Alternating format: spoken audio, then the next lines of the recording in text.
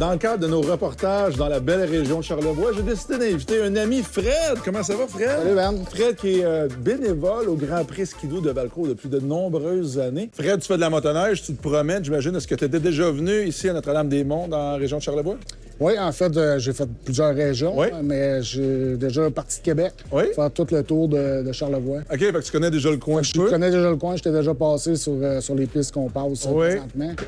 Et ça représente quoi pour toi, le monde de la motoneige, l'industrie de la motoneige? Est-ce que c'est des souvenirs d'enfance? Est-ce que c'est un sport que tu pratiques? C'est quoi, au juste? Oui, c'est un sport que je pratique. C'est un sport que j'ai toujours aimé. J'ai essayé différentes choses, dont la moto. Oui. Puis j'ai pas accroché. La motoneige, c'est puissant, le sentiment de liberté en Oui. motoneige. Oui. Les pistes l'hiver, c'est indescriptible, le plaisir qu'on a à faire de la Oui, motoneige. absolument. Et là, qu'est-ce que tu as comme machine présentement? J'imagine un skidoo, évidemment. Oui, bien là, Bon, j'ai le skidoo du Grand Prix. OK? C'est un Renegade Adrenaline. OK? Puis c'est les nouvelles plateformes, les nouveaux moteurs 900 turbo. Oui. Ça va super bien. Un moteur 4 temps, pas besoin de checker l'huile. Et avec des petits relais comme ça, en plus, comme le grenier ici, qui est vraiment cool. Il y a vraiment une vibe ici. Puis les gens se réunissent ici avec le feu de foyer en arrière. Oui, puis il y en a plusieurs. En partant de Québec à venir jusqu'ici, il y a plein de relais de ce type-là, un peu Ouais. en plein milieu du bois. Le monde se rassemble avec des foyers. Ouais. On s'assied autour du feu, on prend une petite Corona Zéro. Fred, ton rôle en tant que bénévole au Grand Prix Skidoo de Valcourt, c'est vraiment tout ce qui comporte la sécurité, les bénévoles ici. Tu as 80 bénévoles, je pense. Oui, que tu t'occupes. environ. Ouais. Dans le fond, on a une soixantaine de bénévoles qui viennent du Collège Élis, OK. qui sont en technique policière. J'ai une vingtaine de bénévoles autres là, de la région, entre autres de la région. Puis, dans le fond, moi, je gère toute la sécurité, tout ce qui a rapport à l'extérieur de la piste de course. OK. C'est-à-dire toutes les loges, les stationnements, le paddock. Oui. Tout Les spectateurs, justement, qui arrivent en motoneige, j'imagine. Oui, ici, oui. Le stationnement de motoneige, Oui. c'est nous autres qui gèrent, notre équipe qui gère toute la sécurité de tout ça. Oui, oui. Que ce soit la vérification des billets, le Oui. stationnement pour guider les gens. Oui, oui, oui. J'ai entendu dire que tu étais bénévole ambulancier au départ, c'est ça? Ben, en fait, je travaille, moi, comme paramédic. OK. Fait que depuis 2005 que je gravite autour de l'événement. Oui.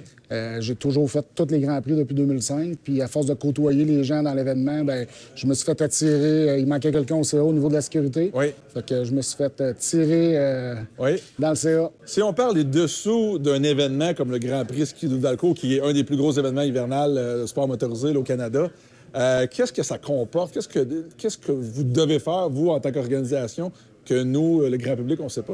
Depuis que je suis le conseil d'administration, je vois tout l'envers du décor, toute la préparation, le travail qui s'apprête. Oui. C'est un travail à l'année, là, j'imagine. On a des gens qui sont engagés à l'année. En Oui. fait, on a 4 personnes engagées à l'année. Puis nous, au niveau du CA, c'est environ une rencontre par mois à partir de septembre. OK. Puis là, plus qu'on approche le Grand Prix, oui. plus qu'il y a de rencontres.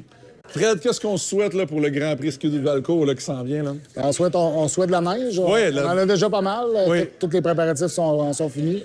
Puis on souhaite qu'à chaque année, on est dépendant de la météo, fait qu'on Absolument. souhaite avoir des températures idéales. Absolument. Bon, mais on se voit au Grand Prix, ça c'est sûr. Moi, je vais être là, en tout cas. Moi aussi, Ben, Yes. Merci. Bye.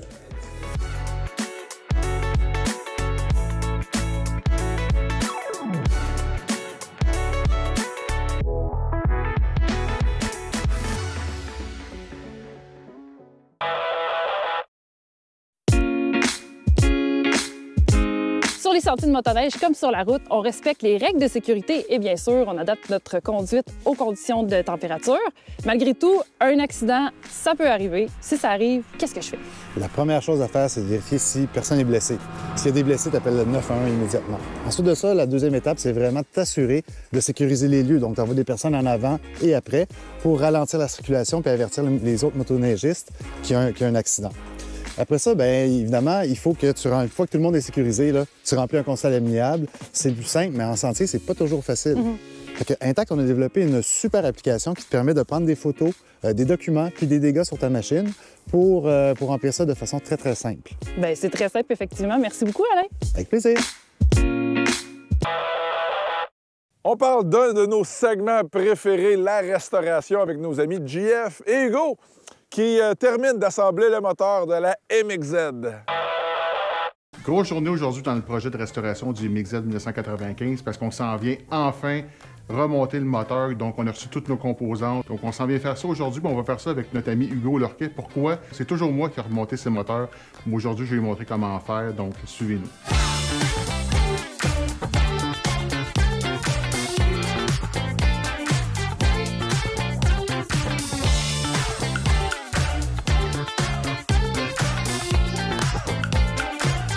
Première des choses, on a passé des pierres dans un cylindre qui était usagé. Ce qu'on a fait après ça, c'est vraiment d'installer la relette arrivable, le shaft, les cils, ces choses-là.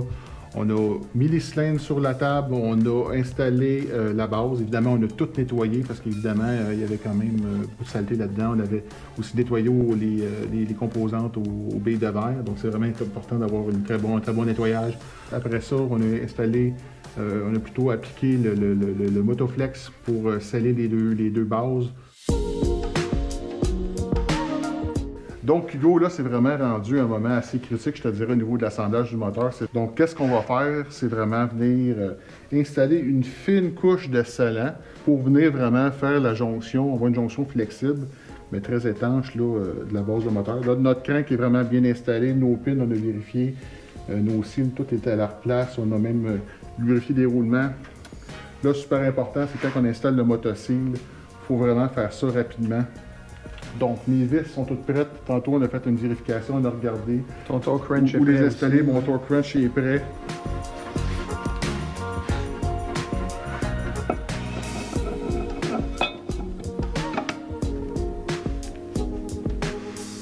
On a fermé les bases, on a installé la quincaillerie.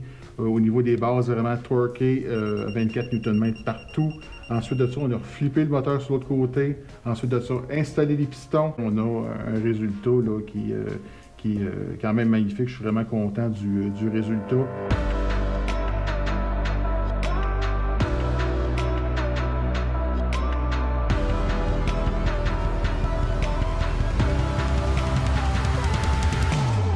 Donc, Hugo, une autre journée de fin de semaine à travailler sur les projets de restauration. C'est la première fois, dans le fond, que tu fais un moteur. Je suis très content aujourd'hui d'avoir pu te le montrer. J'aimerais ça savoir c'est quoi tes impressions là, sur un rebuild de moteur. C'est drôle parce que quand tu es de l'externe, tu dis au niveau du moteur, il y a tellement de pièces à remonter, c'est difficile.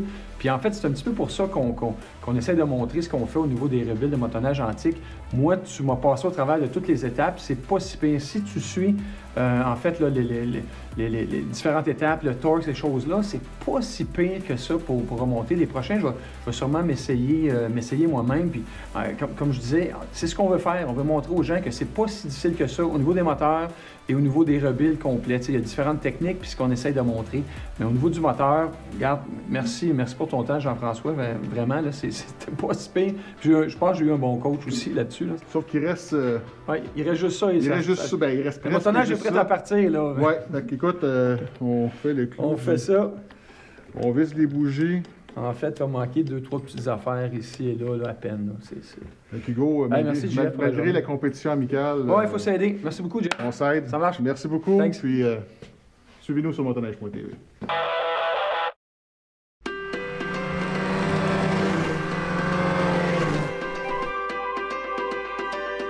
Quoi de mieux que d'être accompagné d'un professionnel de la motoneige pour parler de sécurité? Patrick Trahan, comment ça va? Ça va très bien, toi? Yes, absolument. Good. Parlons sécurité parce que, tu sais de quoi tu parles. Évidemment, tu as beaucoup d'expérience. Tu as fait plein de types de sentiers d'expédition en motoneige. Et je pense que tu es bien placé pour parler de sécurité puis des risques. Bien, surtout guide. Oui. J'ai guidé beaucoup de groupes. Puis quand tu guides, la priorité, c'est la sécurité. Bien, parlons évidemment de la base, la vitesse. C'est assez important. Bien, c'est sûr qu'avec les machines qu'on a aujourd'hui, on en veut un peu plus. Là. La poignée est toujours plus facile. Mais, tu sais, c'est une bonne accélération, mais la vitesse pure fait que les machines, ils arrivent dans les courbes à très haute vitesse. Oui. Puis on s'entend que le problème aussi d'une motoneige, ça n'a pas beaucoup de frein. Oui. Si on compare ça avec puissance versus frein, c'est à peu près rien. C'est comme prendre une Formule 1 puis mettre un demi-break de vélo dessus. Là. Le ratio pas bon. C'est vraiment pas bon parce qu'on freine sur de la glace, Oui. on freine sur de la neige. Donc, si on va rapidement puis on veut se freiner avant la courbe, bien, le frein n'est pas là. Pas comme certaines machines ou des motosports ou quoi que ce soit. C'est vraiment pas là. Donc, nos distances doivent être vraiment plus d'avance. Donc, d'avoir une vitesse de pointe beaucoup plus basse et va permettre de rentrer dans la courbe à une vitesse beaucoup plus sécuritaire. Tu parles de vitesse. C'est quoi les vitesses de pointe ou les vitesses maximales qu'on peut atteindre en sentier? Bien, en sentier, c'est 70 km/h pour les motoneiges. OK. Tout autre véhicule, c'est 50 km/h. OK. Puis une des raisons, le monde va dire « Ouais, mais 70 ». La raison est très simple, c'est que tu as tout alentour qui t'invite à rentrer dedans. Des arbres, d'autres personnes qui s'en viennent, d'autres qui ne tiennent pas justement à la droite, des courbes, la glace, la neige, la visibilité qui peut être pas bonne. S'il y a de la belle neige, une belle tempête, moi, je vois rien. Je veux dire, il y a tellement d'éléments qui font que c'est pas comme sur la route, c'est pas comme l'été. Donc, c'est vraiment, vraiment important de tenir ça en compte. La conduite de motoneige, là, c'est quelque chose qu'on ne retrouve pas nulle part. C'est vrai. Je veux dire, on conduit sur de la glace, vraiment, là, et de la neige. En plus, les motoneiges d'aujourd'hui, qu'on voit de plus en plus, ont un pont plus long, plus lourde. Dans la courbe, c'est moins agile. Ça tourne moins bien. Donc, on doit adapter notre conduite avec ces motoneiges-là. Patrick, dans les sentiers, on retrouve des panneaux de signalisation qui indiquent les vitesses maximales. Il y a une raison pourquoi c'est là. J'imagine qu'il y a des pièges à éviter. Bien, il y a toutes sortes de raisons, en fait. En premier, il y a des zones qui sont difficiles à passer, donc ils veulent que vous ralentissiez pour passer une zone, un pont, des trucs comme ça. Mais il y a aussi, ça c'est une réalité, il y a des zones habitées. Donc, pour garder nos sentiers, il faut ralentir. C'est très important, ça. Oui, parce que là, à un moment donné, les gens là, qui entendent des motoneiges passer, même à 70... On en parle de plus en plus de la pollution du bruit. Comment ça met en jeu, finalement, le sport motorisé. Exactement. Puis si on perd nos droits de passage, bien, le sport de motoneige va en subir des conséquences. Je pense que c'est le minimum. Patrick Trahan, merci beaucoup. Bien, merci. Pour ton temps, c'est bien apprécié. Cool.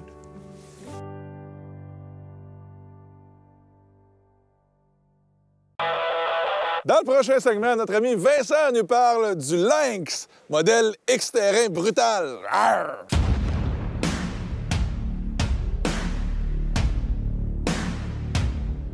L'année dernière, Lynx a fait son apparition dans le marché de la motoneige en Amérique du Nord. Pour 2023, la compagnie a décidé d'élargir sa gamme de produits avec la X-Terrain brutal. En fait, ce modèle-là, ça se trouve à être la cousine de modèle qu'on connaît déjà très bien chez BRP, c'est la Expédition Extrême. Il y a quelques détails qui changent, puis on va regarder ça plus en détail ensemble. Au niveau des différences de ce modèle-là, au niveau du Lynx, quand on regarde à l'arrière, on a encore l'immense chenille, une Cobra 1.8, 20 pouces de large, 154 de long. La différence se situe surtout au niveau des traîneaux, donc on n'a pas la partie arrière, le dernier 10 pouces qui vient se casser. Donc en tout temps, sur le modèle brutal, on a le maximum de traction.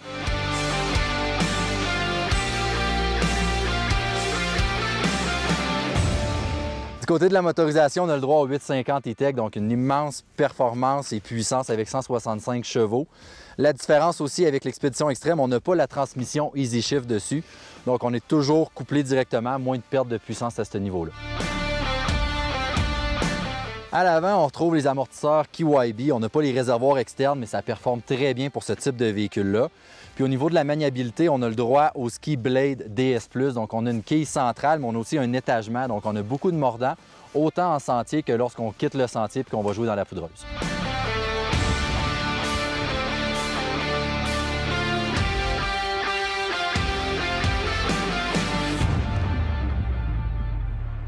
À l'avant, on a une très belle calandre, puis on a aussi l'ouverture qui permet à l'air de rentrer, d'aller toucher directement au radiateur. Donc, en ayant le radiateur à l'avant, qu'on travaille avec la motoneige, qu'on aille jouer en sentier quand c'est très tapé, on n'a pas le problème que la motoneige surchauffe.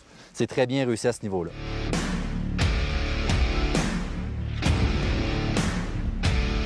Au niveau de l'arrière du véhicule, on a l'immense plaque de chargement en ligne, donc plein d'attaches. On peut mettre plusieurs accessoires.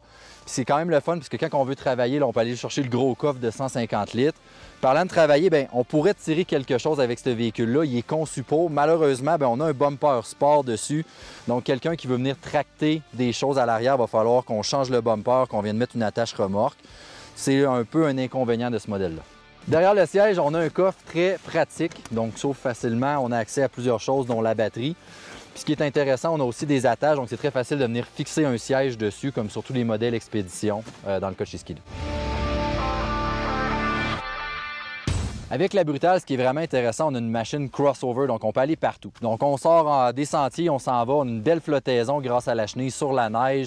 Les skis réagissent très bien, puis même quand on se rend dans nos spots hors piste, quand on est en sentier, c'était vraiment un gros inconvénient dans le passé. Les motoneiges de 20 pouces, c'était pas trippant à conduire en sentier. C'est tout le contraire avec ce véhicule-là. C'est vraiment le fun à conduire, on a une bonne maniabilité dessus. Le seul hic en sentier, vous risquez de grêler vos chums, parce que quand vous regardez la bavette en arrière, ça propulse pas mal là, de gros morceaux de neige d'en face de vos amis. En conclusion, cette machine-là, c'est vraiment une machine bonne à tout faire, une immense polyvalence. Que vous ayez envie de travailler avec à la cabane à sucre, que vous ayez envie de faire un 150-200 km dans une journée ou d'explorer des beaux petits sentiers forestiers, la Brutale, elle s'adresse à vous.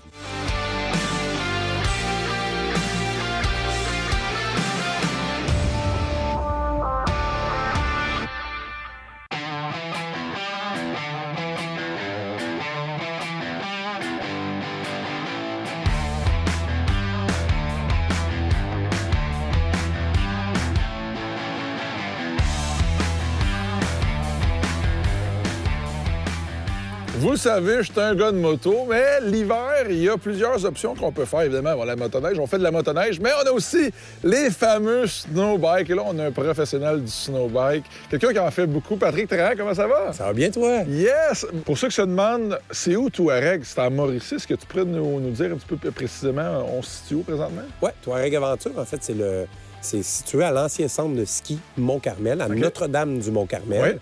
Près de Trois-Rivières. C'est entre Trois-Rivières et Shawinigan, à 12 minutes de Trois-Rivières. Donc, c'est en Mauricie.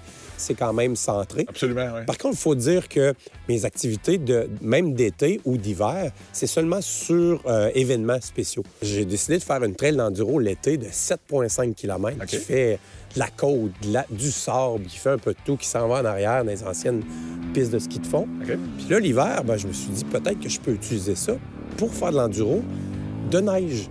En snowbike. En snowbike. Oui. Donc, j'ai appelé ça l'enduro snow. Le principe de l'enduro snow, en fait, c'est de se promener sur à peu près les mêmes terrains que l'enduro. Mais il faut faire attention parce que un coup qu'il y a 5-6 snowbikes qui ont passé, ça fait des gros trous, des grosses bosses. Fait que j'essaie d'avoir du terrain un petit peu plus ouvert, si on veut. Puis du terrain qui se ferait pas en moto. Là. On tourne en travers, direct en pente. C'est vraiment adapté pour le snowbike. Puis, je fais ça, c'est le même principe qu'une course d'enduro, si on veut. Donc, c'est 1 heure pour les amateurs, puis 2 heures pour les pros. Donc, c'est le plus de tours possible dans ces temps-là. Puis, on scanne à chaque fois. Je peux vous dire que ceux qui font de l'enduro me disent que c'est 2 fois plus tough que l'été. Ah oui, parce que c'est des grosses machines pareilles. Oui, absolument. Là. Bon, parlons technique, parlons des snowbikes, des kits de chenilles que tu as ajoutés là-dessus. Qu'est-ce qu'on a en arrière de nous? C'est-à-dire, qu'est-ce que c'est un snowbike? C'est une moto enduro, motocross, qu'on enlève la roue avant, on la remplace par un gros ski qui a différentes shapes, dépendamment de la compagnie. Puis après ça, on enlève le brassillant avec la roue, puis on remplace ça par un buggy de motoneige, carrément le même principe que motoneige. Le kit avec lequel tu roules, c'est le DTS de Camso, qui est en fait fabriqué à Shawinigan. Malheureusement, il est discontinué, mais c'était un kit vraiment de base. Après ça, moi, j'ai un kit qui s'appelle le ZF Sprocket. C'est une importation de Pologne. Donc, c'est un kit européen avec des suspensions all-in, ce que tu connais. Donc, le top de gamme, si on veut, là, la suspension. Mais le principe reste le même là, au niveau de la moto. Il faut mentionner qu'en snowbike, on a plusieurs trucs qu'il faut faire sur la moto. Ben, c'est ce que j'allais dire, parce qu'il n'y a pas juste les kits de chenilles de ski. Il y a d'autres modifications qui font en sorte qui vont améliorer finalement l'expérience en montagne. C'est ça. Améliorer et aussi un peu protéger la moto. Parce qu'il y a des gens qui ont commencé le snowbike sans faire ça, puis ils ont eu des problèmes avec la moto. Et il faut s'entendre que la moto, là, les Japonais ou les Européens n'ont pas dessiné ça pour moins 20, moins 30. Non. Mais vraiment pas. Donc, il faut prendre cette moto-là qui n'est pas adaptée pour le froid, puis il faut l'adapter. Donc, une des choses qui est bien importante, c'est de réchauffer le moteur. Contrairement à dans le bois, où ce que nous autres, ça chauffe tout le temps, bien là, c'est l'inverse. Puis maintenant, vu que les moteurs sont électroniques, bien, le moteur ou l'ordinateur pense tout le temps qu'il est à froid. Donc, je vais lui donner plus de gaz pour le réchauffer. Mais tout le temps. Fait que le moteur roule tout le temps trop de gaz. C'est intéressant. Donc, ce qu'il faut faire, c'est qu'il faut protéger que la glace aille sur le moteur pour lui donner une chaleur. L'autre chose, c'est que ça a des petites batteries, des petites capacités de batterie, parce que l'été, c'est pas grave. Ouais. Donc, on peut pas mettre de poignées chauffantes électriques. Comme sur ta moto, les poignées sont réchauffées au Prestone. OK. Donc, c'est vraiment le Prestone du moteur qui s'en va dans tes guidons. Wow. Puis ça réchauffe tes guidons. Quand même. Oui, avec tout le système. Et puis ce que ça fait, c'est aussi, ça l'enlève un petit peu de Prestone. Donc, encore une fois, ça fait réchauffer le moteur. Les suspensions avant, les suspensions arrière, on n'en parle pas parce que c'est vraiment tout le buggy qui prend, pareil comme une motoneige. Donc, on n'a pas de choc, on le remplace par un morceau carrément rigide. Oui. Donc, c'est vraiment le buggy qui va absorber. Par contre, devant, Les fourches. on a les fourches qu'on laisse en place. Sauf que le fait que on roule tout le temps comme ça. On glisse. On glisse au lieu de rouler. Oui. La suspension, elle veut aller devant, puis le ski est très, très lourd versus une roue. Donc, on est tout le temps après taper dans le fond. Puis l'été, c'est facile d'enlever. Oui. Parce que le principe, oublie pas, c'est ça. C'est que tu as une moto que tu te sers l'été, Oui.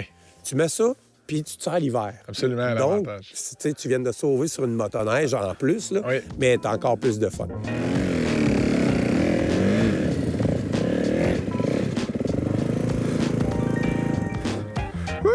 Yes, sir!